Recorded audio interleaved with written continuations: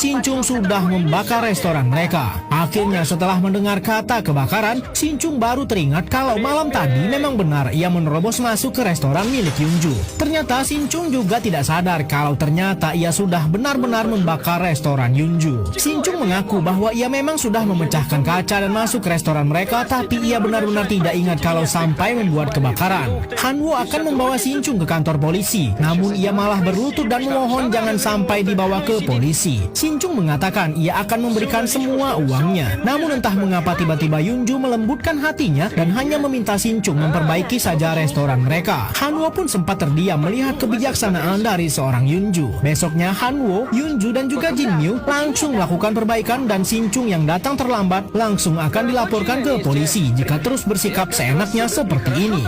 Berniat ingin memperbaiki restoran yang sudah tak sengaja dibakarnya, anak manja ini malah membuat dinding semakin rusak. Shin Chung sama sekali tidak bisa diandalkan. Adonan semen yang dibuatnya sangat encer sehingga keramik yang baru sama sekali tidak bisa menempel. Karena kesal ia membanting ember malah membuat plafon semakin rusak. Jin Myung yang membereskan bagian dapur tak sengaja menemukan sertifikat milik Yunju. Ternyata Yunju lulusan dari sekolah memasak yang sangat prestisius dengan nilai yang memuaskan. Tapi Jin Myung tidak mengerti karena sertifikat itu berbahasa Inggris. Namun entah mengapa Yunju malah merahasiakan semua ini kepada Hanwo dan teman-temannya.